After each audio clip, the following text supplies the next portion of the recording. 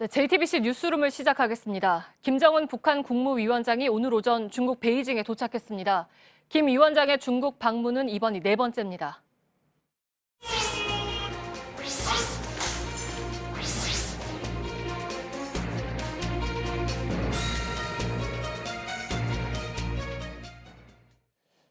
김정은 위원장은 어제 오후에 특별 열차를 타고 평양을 출발했습니다. 중국에는 10일까지 머물 예정입니다. 김 위원장은 오후 5시를 넘겨서 영빈관인 랴오위타이를 출발해서 인민대회당에 도착한 것으로 전해졌습니다. 아직 구체적인 일정은 전해지지 않고 있지만 시진핑 중국 국가주석과는 오늘과 내일 최소 2차례 정상회담을 가질 것으로 알려졌습니다. 먼저 베이징 현지를 연결하도록 하겠습니다.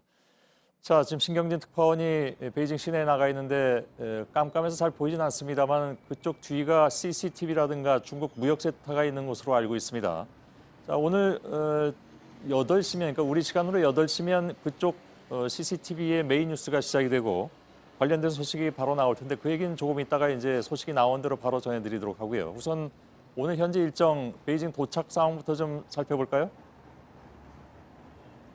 베이징역 동쪽 귀빈실 입구로 이곳 시간 오전 10시쯤 미니버스 10여 대가 진입했습니다. 모터사이클도 들어갔습니다. 이어 10시 50분쯤 3량짜리 진녹색 북한 1호 열차가 베이징역에 진입했습니다. 상무위원급의 환영을 받은 김정은 위원장은 10여 분 뒤 숙소인 교어대 랴오위타이로 출발했습니다. 화면에 보이던 차량 중에 이제 김정은 위원장이 탄 차가 잠깐 보이기도 한 것 같습니다.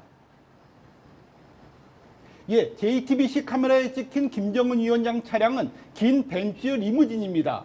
뒷좌석 문에는 북한 국무위원장 고유의 휘장이 선명했습니다.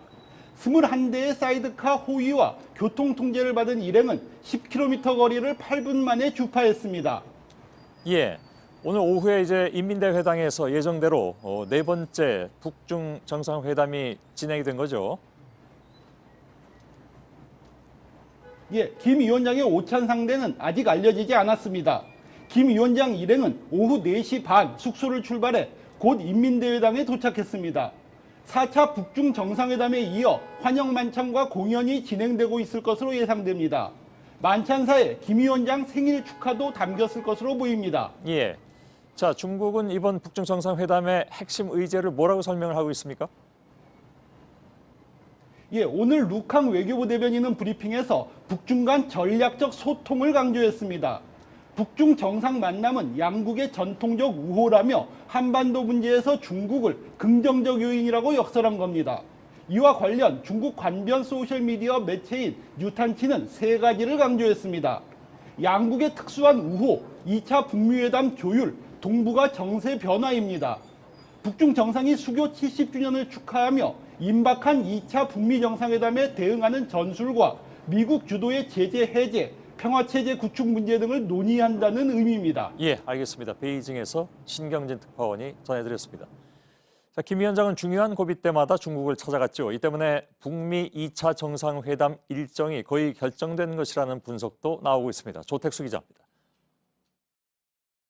김정은 위원장이 간부들과 일일이 악수를 합니다.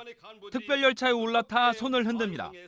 밤새 달린 기차는 중국 베이징역에 도착했습니다.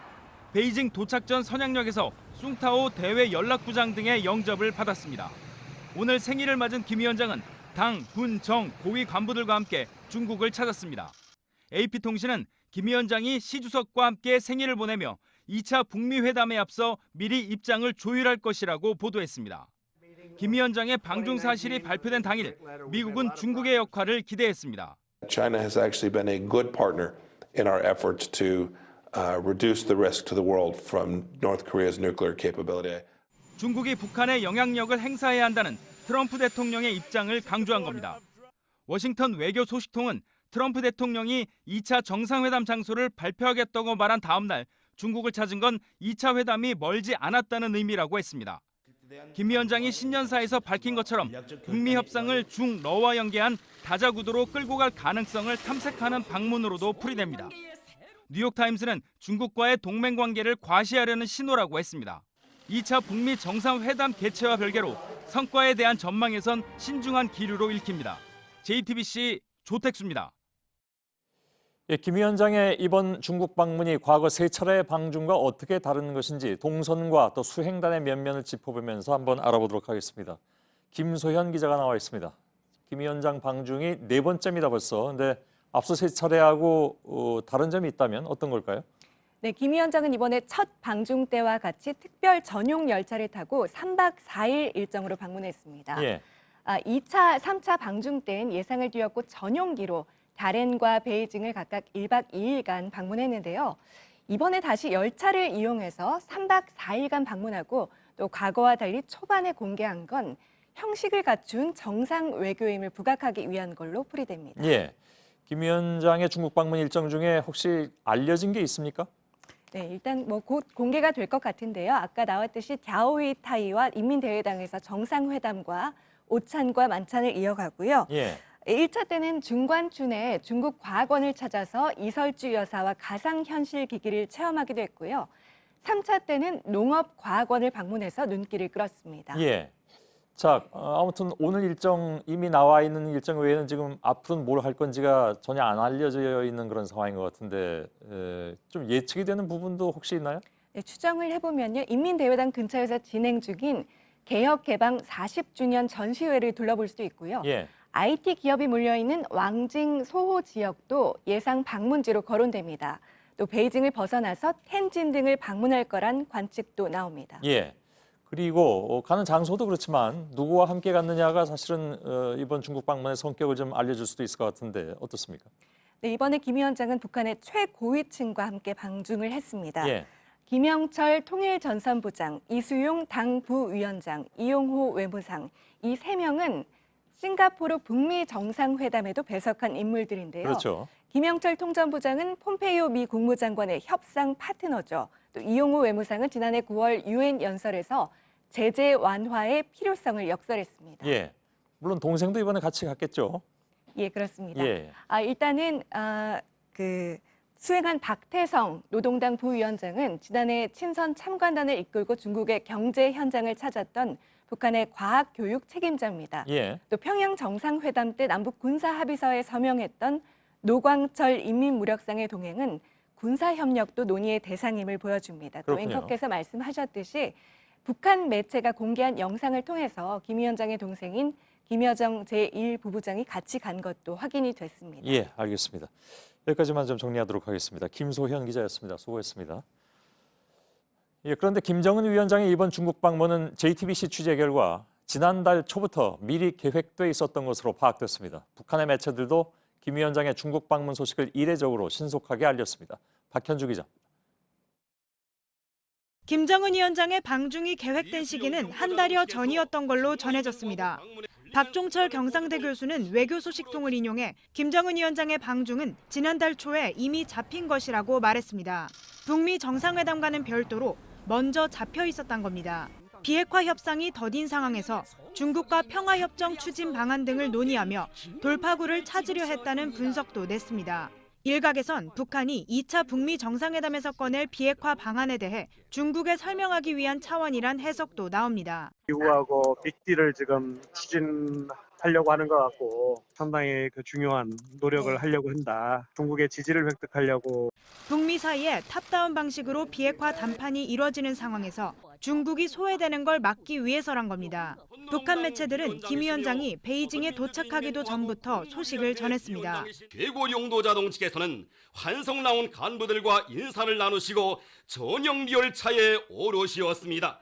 지난해 3번의 방중 때는 일정 마지막 날 보도했습니다. JTBC 박현주입니다.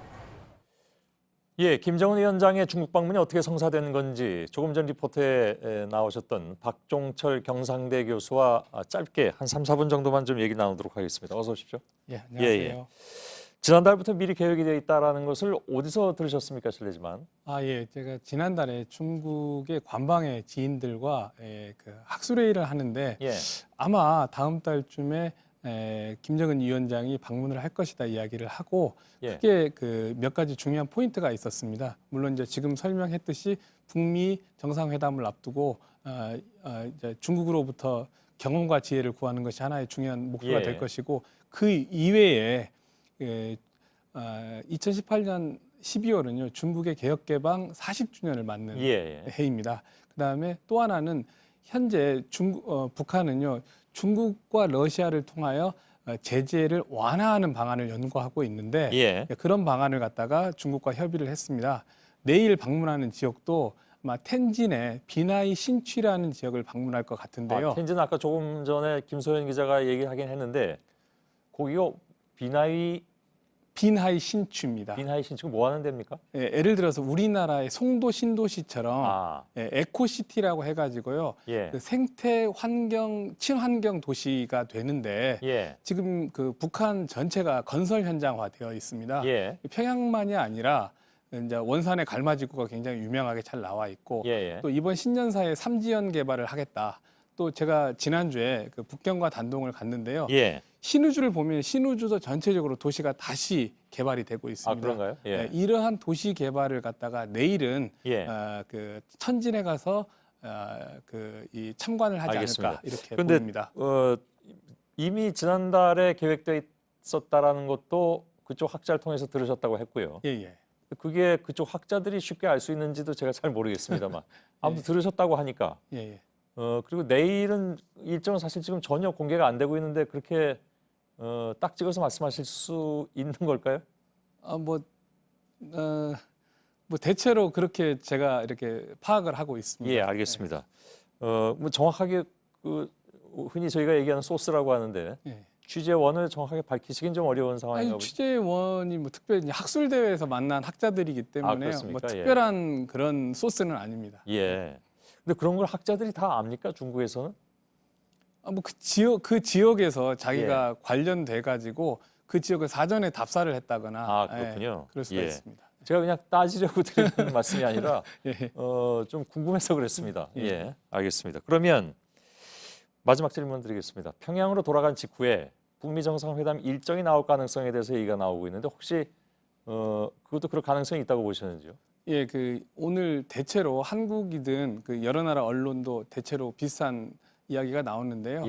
그 대체로 지금 의제하고 시간과 장소가 상당히 그 정해져 있기 때문에 김정은 위원장이 흔쾌히 그 시진핑 주석의 초청을 응한 것이라고 이렇게 분석이 됩니다.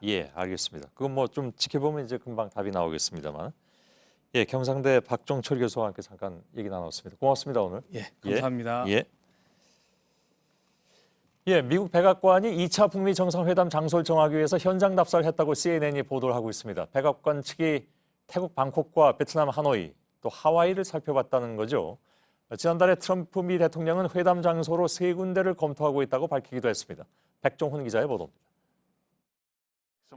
미국 백악관의 현장팀이 방콕과 하노이, 하와이를 방문했다. CNN은 북미 정상회담 계획 수립과 관련된 정부 관계자를 인용해 이렇게 보도했습니다. 백악관 측이 회담 후보지 3곳을 둘러봤다는 겁니다. CNN은 아직 백악관이 최종 결정을 내리진 않았다고 했습니다. 또 북한과 미국 실무 관계자들이 이와 관련해 만나진 않았다고 덧붙였습니다. 앞서 트럼프 대통령은 현지 시간 6일 북미 정상회담 개최 장소를 협상하고 있고 곧 발표될 것이라고 말했습니다. 거론된 곳 중 베트남 하노이의 경우 베트남 측이 회담 유치 뜻을 밝히기도 했다고 CNN은 전했습니다. 하지만 CNN은 외교 전문가를 인용해 북한이 같은 공산 국가로서 베트남과 비교되는 걸 꺼릴 수 있다고 보도했습니다. 조셉 윤 전 국무부 대북정책 특별 대표는 하와이는 북한 대사관이 없는 게 단점이라고 했습니다. 북한이 평양에서 회담을 열고 싶어 하지만 미국이 동의하기 어렵다고 CNN은 덧붙였습니다. JTBC 백종훈입니다.